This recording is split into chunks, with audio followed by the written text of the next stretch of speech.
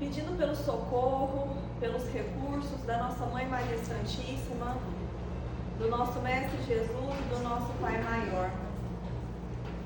Que todas essas bênçãos possam se estender por todo o nosso planeta, amparando e abençoando todos os nossos irmãos em sofrimento, em dor, em extremo desespero e abandono. Que todos eles possam sentir os seus corações confortados e aquecidos pelo amor da nossa Mãe Maria Santíssima. Ave Maria, cheia de graça, o Senhor é convosco.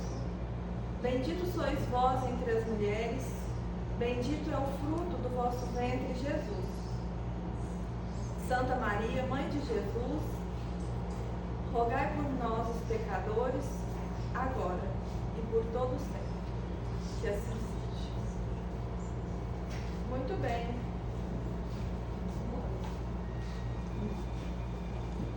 Hoje, lá no capítulo 20, os trabalhadores da última hora, no item 5, os obreiros do Senhor.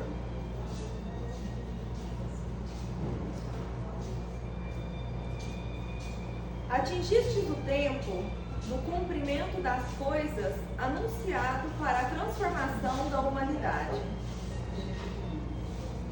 Felizes serão aqueles que tiverem trabalhado na seara do Senhor com desinteresse e sem outro móvel senão a caridade. Suas jornadas de trabalho serão pagas ao cêntuplo do que terão esperado.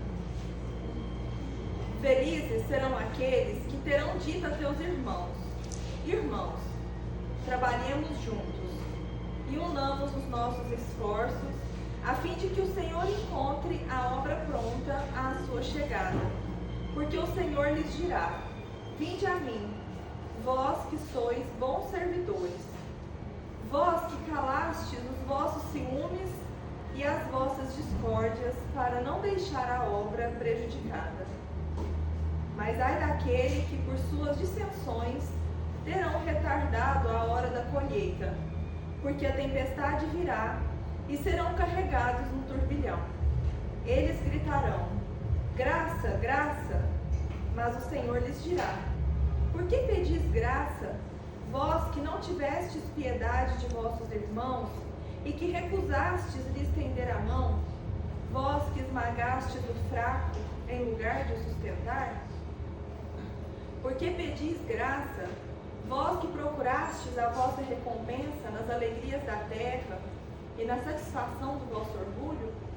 Já recebestes a vossa recompensa, tal como a pretendestes. Não pensais mais, as recompensas celestes são para aqueles que não terão pedido as recompensas da terra. Deus faz, neste momento, o recenseamento dos seus servidores fiéis e marcou com o seu dedo aqueles que não têm senão a aparência do devotamento, a fim de que não usurpem o salário dos servidores corajosos, porque é aqueles que não recuarão diante de sua tarefa, que vai confiar os postos mais difíceis na grande obra de regeneração pelo Espiritismo. E essas palavras se cumprirão: os primeiros serão os últimos, e os últimos serão os primeiros no reino dos céus.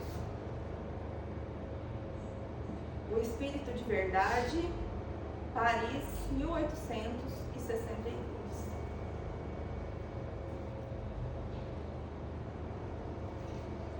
Muito bem.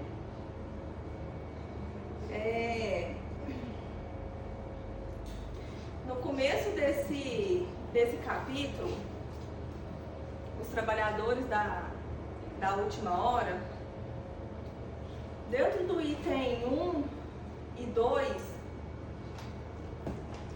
Constantino, que é um espírito protetor, ele deixa bem claro que todos nós espíritas somos trabalhadores da última hora. Isso está escrito no texto aqui dele. E é chegado o tempo em que nós, que nos dizemos cristãos, né? E que carregamos esse, vamos dizer assim, esse crachá, chegou o tempo de realmente, mais do que nunca, nós nos colocarmos com muita boa vontade para trabalhar na obra do nosso Mestre Jesus, né? E se nós pararmos para pensar, que ele fala que vai chegar um tempo em que nós vamos ser, vamos dizer assim, arrebatados por um turbilhão. Será que nós já não estamos passando por esse turbilhão? Se nós pararmos para pensar, com tudo aquilo que a gente vê que está acontecendo, será que nós será que já não deu o início desse grande turbilhão?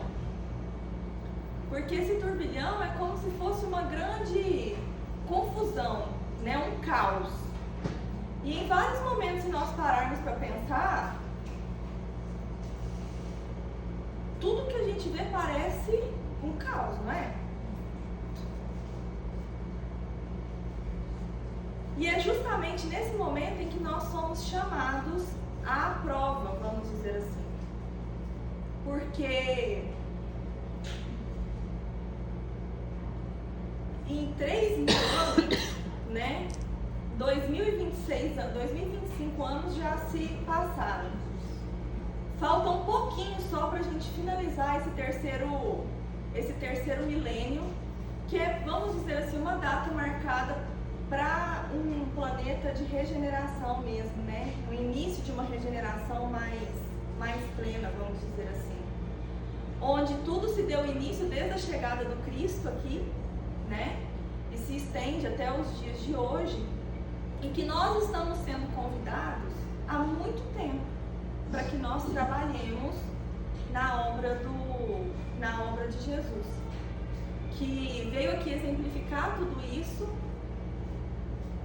já sabendo de todas as nossas limitações, de todas as nossas necessidades, enquanto Ele, Criador e Governador do nosso orbe, né, nos convidando há muito e muito tempo para que nós possamos trabalhar na obra dele.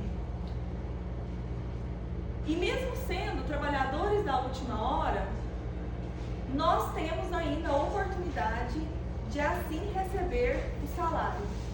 E fala que nos itens anteriores que todos aqueles que ainda não estão trabalhando porque não tiveram a oportunidade de serem chamados para trabalhar, porque faltava o emprego, receberão salário. Porém, aquele que é um servo preguiçoso e de má vontade, pode ser que esse não tenha mais a oportunidade de receber um trabalho na obra do Cristo. É isso que vem explicando aqui nos textos anteriores. E é justamente esses que aqui nos obreiros nesse item, né, os obreiros do Senhor, que renderão graças, pedirão graças. E que aí o Senhor irá perguntar: aonde que estava você, servo? Quando os que tinham fome, tinham sede, estavam à sua volta, não foram atendidos enquanto você tinha a oportunidade de fazer isso. Onde você não quis deixar o seu orgulho, os seus ciúmes, o seu egoísmo, para se render ao trabalho com Cristo. E essas colocações que ele vem trazendo no texto é justamente para a gente poder refletir aonde está a nossa vontade. Realmente aonde está a nossa vontade enquanto trabalhadores da última hora. Será que ainda em nós, nesse momento, com tudo isso que nós estamos vivendo, são os nossos ciúmes, é o nosso egoísmo, é o nosso orgulho, a nossa soberba, que fala mais alto, ao invés de eu começar a colocar em prática a caridade, que nós sabemos que sem ela nós não temos a salvação? Será que é na hora que eu vejo um irmão meu que caiu, que errou, que fraquejou naquele momento, e eu tenho a oportunidade de ajudá-lo, eu não ajudo? Porque eu tenho medo do julgamento do outro, o que o outro vai pensar se me ver fazendo algo por aquele que errou? Por aquele que é julgado em ser mais fraco, em ser mais vulnerável? Quem aqui não é vulnerável? A gente só não mostra. A gente só não gosta de mostrar as nossas vulnerabilidades, mas todos nós somos. As nossas fragilidades. As nossas fragilidades, as nossas inabilidades, em que nós não reconhecemos em nós a nossa falta de capacidade ainda para executar determinadas tarefas, não só na vida prática e material, como internamente também. Onde nós não damos conta de nos acolher no momento em que nós identificamos em nós aquilo que nós não gostaríamos mais de possuir. E justamente por nós agirmos assim conosco, nós fazemos a mesma coisa com o outro. E no momento em que nós somos convidados a cada dia, com as oportunidades que nos são dadas no nosso dia a dia mesmo, nós continuamos recusando essas oportunidades ainda. E é justamente esse chamado que a leitura vem falar para nós. Nós estamos nesse tempo em que o turbilhão está se aproximando, mas se nós tivermos o nosso coração inclinado verdadeiramente em querermos fazer diferente por nós e pelos outros, com atitudes singelas, com atitudes pequenas, não são com coisas às vezes grandiosas, com aquilo que a gente já dá conta de fazer, mas que a gente faça aquilo com a sinceridade do bem. E não é porque nós estamos nessa condição que nós não podemos ser trabalhadores.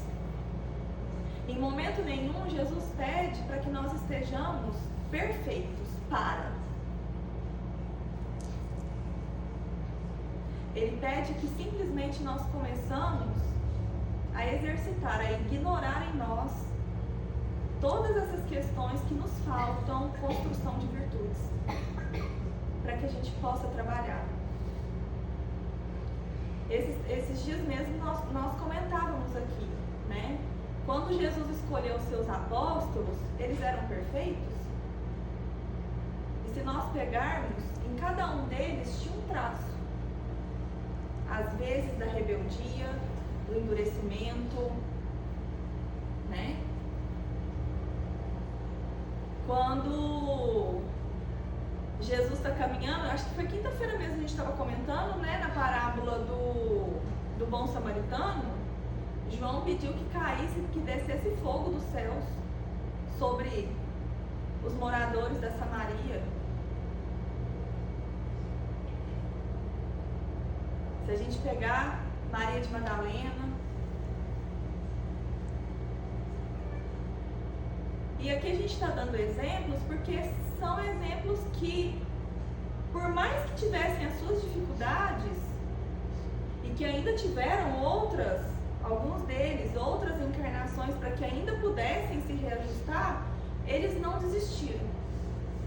Eles continuaram. Sentiram medo. No momento que Jesus foi crucificado, todo mundo deu no pé, todo mundo fugiu. Hoje a gente continua fugindo ainda, mesmo sem ter o Cristo crucificado nos nossos tempos. A gente continua fugindo, fazendo a mesma coisa. Mas eles entenderam e retornaram. E eles trabalharam e exercitaram justamente para aumentar a confiança no que Jesus falava para eles. Que era no encontro e na chegada dessa nova terra, desse novo reino. Que todas essas condições que hoje nós vemos aqui na terra e que nós às vezes damos tanto valor, tudo isso nós vamos receber às vezes mesmo aqui, que é o reconhecimento do outro achar que eu faço uma coisa boa, do outro achar que eu sou bonzinho, do outro elogiar por eu fazer um trabalho assistencial. Quando é isso que eu busco, aqui eu já recebo.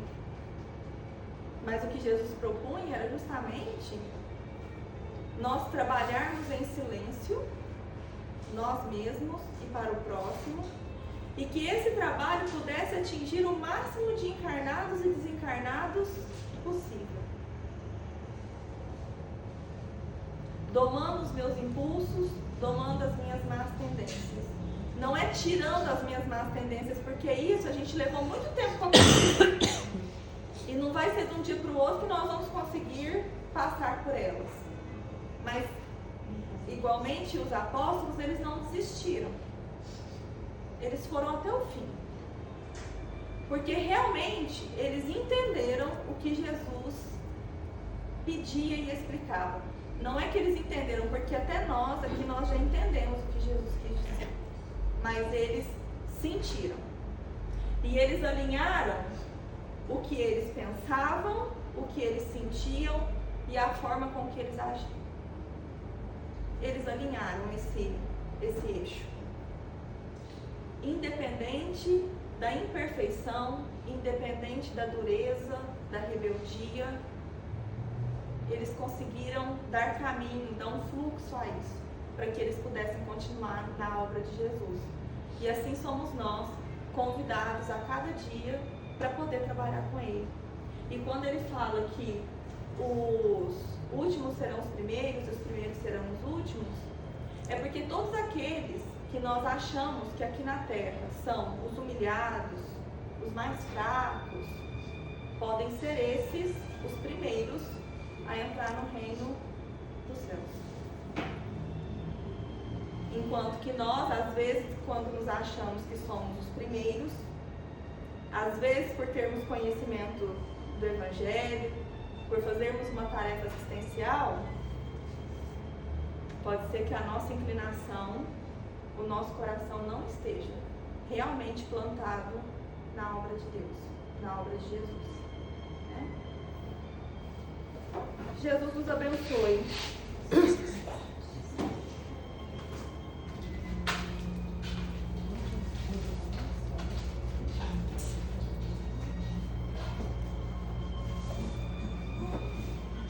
Hoje eu trouxe uma mensagem da Modéstia que foi traga semana passada. E para que sejamos obreiros do Senhor, na atual conjuntura que estamos, nós precisamos de uma pequena palavra. E ela foca bastante isso na mensagem. E aí eu vou ler a mensagem e depois eu vou voltar contextualizando parágrafo por parágrafo. Com o livro dos médiuns, com a irmã, com o André Luiz. E eu não vou ter pressa para acabar, não. E para começar, eu achei um texto do livro Levanta-te, do irmão José, que fala justamente o que nós vamos falar sobre o que nós, médiums, precisamos ter.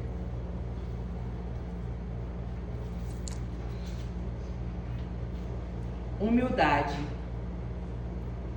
A tua reverência pela vida, no respeito que demonstra pela natureza e pelos semelhantes, é o que dará notícias de tua grandeza de espírito.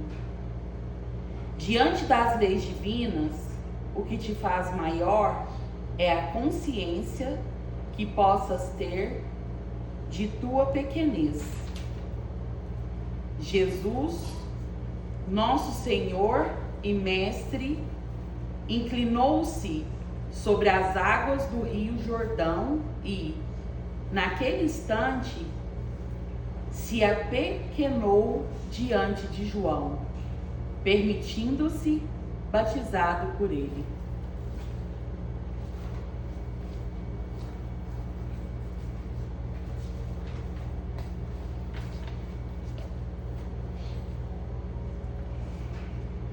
Queridos companheiros, Jesus conosco. O médium é como um diamante. Precisa ser lapidado, trabalhado, para que brilhe a sua luz. É um longo caminho entre as primeiras manifestações e a recepção satisfatória, a harmonia perfeita entre o espírito e o homem encarnado. Precisa de disciplina, educação, conhecimento e, sobretudo, humildade. Não há motivo nenhum para que o médium se vanglorie, para se envaidecer. Todos somos médiuns. Os mais comprometidos em vidas passadas, que agora se conscientizaram, geralmente se entregam mais profundamente à mediunidade por arrependimento, levando a efeito por consciência da necessidade de regeneração. Mas aqueles que ainda não tiveram o despertar, às vezes ficam se arrastando por longos anos, não se complicam mais no sentido de descerem degraus de moral ou ética, mas pelo número de atos comprometedores. Existe o momento que o chamado, o despertar, se torna mais forte, porque fere a carne e a dor aparece. Neste momento é talvez a última oportunidade de despertar. É o trabalho, muitas vezes, se projeta para a vida seguinte. Se o médium desencarna sem o seu despertar, nem que seja singelo, apenas uma ideia longínqua, então o sofrimento no mundo espiritual será mais intenso, porque os espíritos, vendo a chama mediúnica, se aproxima e por maldade e às vezes por compulsão de serem amparados, se aproximam e tentam sugar as energias do médium combalido, esgotando pelas lutas cruéis que está enfrentando.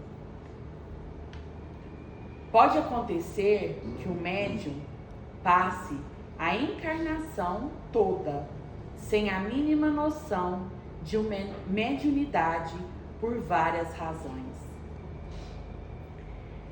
Mais frequente que se ache perdido entre os inúmeros prazeres da carne, ou porque se acha, ou porque se ache filiado a uma fé religiosa que não condiz com o trabalho mediúnico.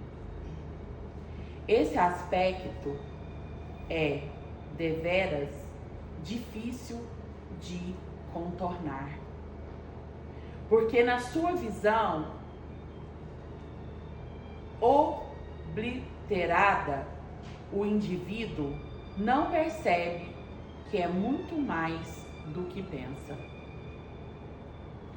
O homem ainda vai demorar um tempo para conhecer suas reais propriedades como ser divino que é.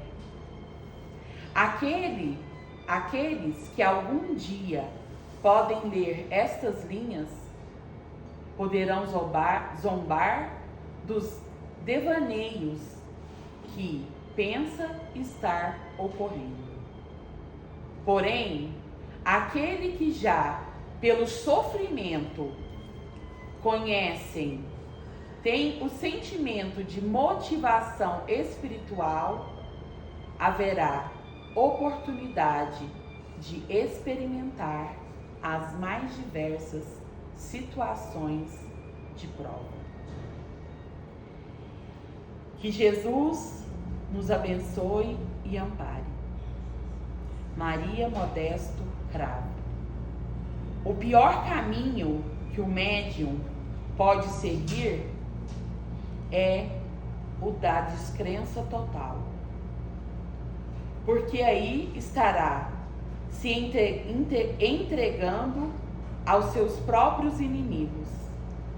A partir desse ponto, o caminho de retorno se torna cada vez mais complicado. Maria Modesto Cravo.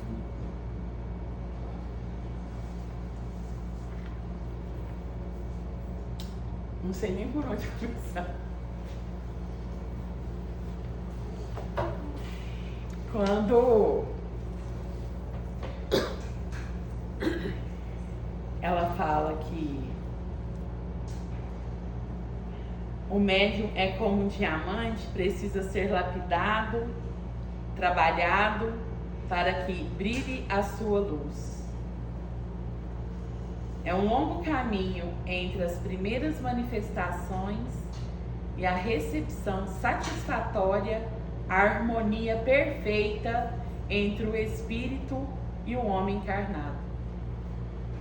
Muitos de nós não estamos nem nesse lugar aqui, ó. Pouquíssimos médios dão conta disso aqui. E na atual conjuntura que estamos, não damos conta nem da gente mesmo, nem dos nossos turbilhões. Quanto mais ter perfeita harmonia entre espírito e homem encarnado. A atual conjuntura que estamos é tão séria, e aqui no final ela fala, que a gente nem sabe disso.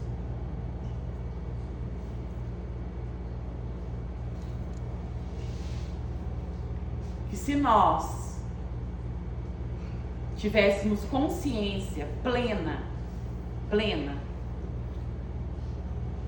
sem qualquer véu de ilusão, se nós vivêssemos realmente na real,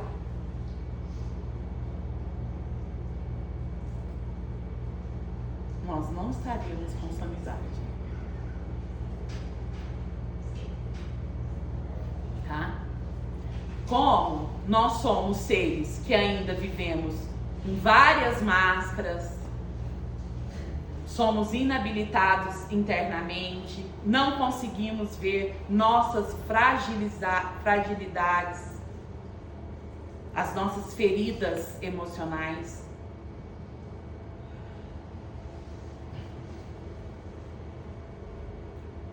Vivemos ainda no mundo de faz de conta. E os obreiros do Senhor são os trabalhadores da última hora. E quando chegar a hora, poucos darão conta. Precisamos, a cada dia que virá, prestarmos muita atenção em nós, no nosso meio, para que a gente seja o quê? Que ela pede aqui, para que brilhe a sua luz. Só que a luz que ela pede não é um holoforte. Que ela fala. É a pequena luz que já você tem dentro de você, junto com Cristo, e que você pode ser apoio. Que você pode ser um lugar de acolhimento, um lugar que você possa, de alguma forma, abrandar a dor que está tão grande. Tem dores tão profundas e tão silenciosas que elas ecoam assim, ó. E quando a gente está no vácuo do nada, a gente começa a sentir coisas e a gente pensa, o que é isso? O que eu estou sentindo? Aí junta a minha ferida, junto com a minha falta de fé, junto com tudo oculto que está acontecendo, que todos nós somos médiums, mais ou menos. E aí eu começo a sentir coisas horrorosas. E a minha mente vai aonde o meu coração está. Aonde eu estou vibrando. Por isso a necessidade que temos de mudar a nossa vibração. De mudar o nosso pensamento. Porque quando a gente muda o nosso pensamento, que a gente conecta com Deus, e a gente descobre que a gente é Deus, o que acontece? A minha luz se acende. E os benfeitores vão falar, ali eu posso contar. Eu vou pôr ele com conexão com ela, que vai ajudar. Só que se eu só vibro com coisas, com tristeza, com mágoa, com coisas difíceis, com mentira, com... enfim. Como que a espiritualidade vai nos ajudar? A partir do momento que eu me conecto com os benfeitores, que eu começo a me escutar, isso é mediunidade, gente.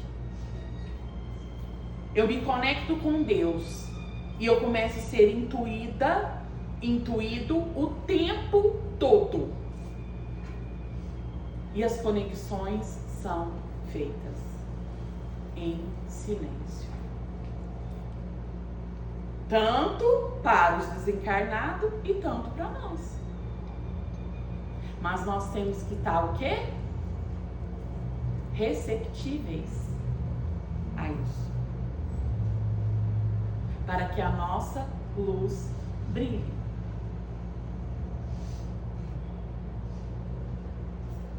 Alguém quer falar?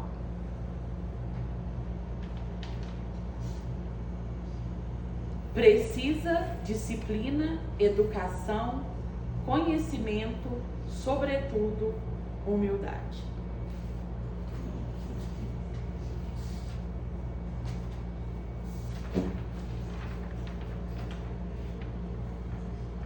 Essa palavra humildade,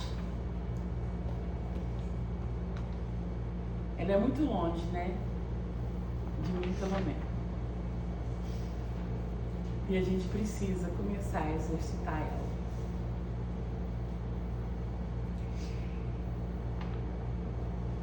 No livro dos médiuns, o item 254, egoísmo, livro dos médiuns, item 254, da obsessão. Parece-nos, entretanto, que há pessoas de muito mérito, de irrepreensível moralidade e que, apesar de tudo, se veem impedidas de comunicar com os bons espíritos. É uma provação. E quem te diz ao demais que elas não trazem o coração manchados de um pouco de mal? Que o orgulho não domina um pouco a aparência de bondade? Essas provas, com o mostrarem ao obsediado a sua fraqueza devem fazê-lo inclinar-se para a humildade. Haverá na terra alguém que possa dizer-se perfeito? Ora, um que tem todas as aparências da virtude pode ter mais muitos defeitos ocultos, um velho fermento de imperfeição. Assim, por exemplo, dizeis, daquele que nem o mal pratica, que é leal em suas relações sociais, é um bravo e digno homem. Mas sabeis, porventura, se as suas boas qualidades não são tiznadas pelo orgulho, se não há nele um fundo de egoísmo, se não é avaro, ciumento, rancoroso, maldizente e mil outras coisas que não percebeis, porque as vossas relações com ele não vos deram lugar a descobri-las? O mais poderoso meio de combater a influência dos maus espíritos é aproximar-se o mais possível da natureza dos bons. Nós nos conhecemos. Como que a gente vai saber as nossas máscaras? As nossas intenções?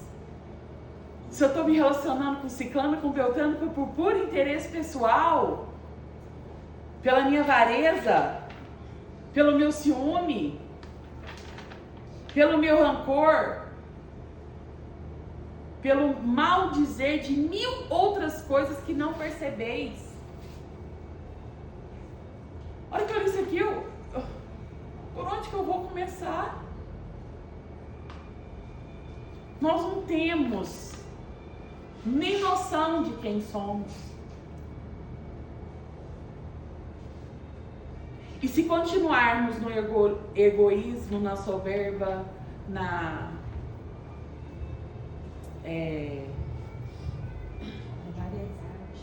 vaidade, eu fico até sem fala. Como que a gente vai exercitar a humildade para a gente começar a se ver? A hora que a gente conseguir, eu sou rancorosa, a pessoa fala coisa pra mim, eu tô rindo, mas por dentro eu tô destruindo o meu fígado, só pelo que eu estou engolindo.